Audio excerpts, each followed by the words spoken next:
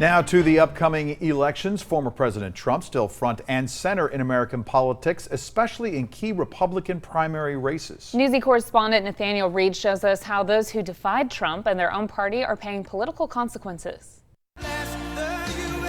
It's no secret that President Trump looms large in the 2022 midterms, punishing the Republicans who defied him and rewarding his most faithful supporters. Obviously, we're all very grateful to President Trump. But a key question heading into November is whether the former president's many controversies could hurt Republicans in a year that history suggests should be good for them. I talked to people in Pennsylvania, where I'm from. I talked to people from Ohio, where I worked for the local congressman for a while, and people just aren't that interested in what's going on, on these partisan-run committee hearings. I think right now, and we hear it again and again, it's inflation, inflation, inflation. But a recent NBC News poll found 21% of registered voters said threats to democracy are now their top issue, overshadowing concerns about the economy, inflation, and immigration. And 57% said they want investigations into the former president to continue. But they've come with a price for some in the GOP. Of the 10 House Republicans who voted to impeach Trump, most will not be returning in the 118th Congress next year. Of the 8 not returning, 4 are retiring, including January 6th committee member Adam Kinzinger, and 4 have lost their primaries, including January 6th committee Vice Chair Liz Cheney earlier this month to a Trump-backed challenger. Just 2 were successful in their primaries against challengers to the right earlier this year. Lisa!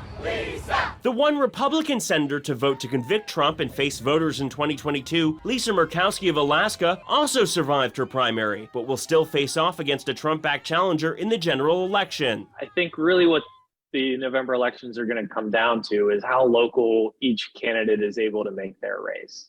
I think when most candidates are out there on the ground talking to voters, they're talking about kitchen table issues. They're not necessarily litigating what the former president may or may not have been accused of. But just a few months out from the 2022 midterms, some Republican Senate candidates are struggling. Trump endorsed Mehmet Oz in Pennsylvania, Herschel Walker in Georgia, and Ron Johnson in Wisconsin are all lagging in recent polls behind their Democratic challengers. But over in the House of Representatives, Republicans could still be poised to win and are likely to get rid of the January 6th committee should they take control of the chamber next January. Nathaniel Reed, Newsy, Washington.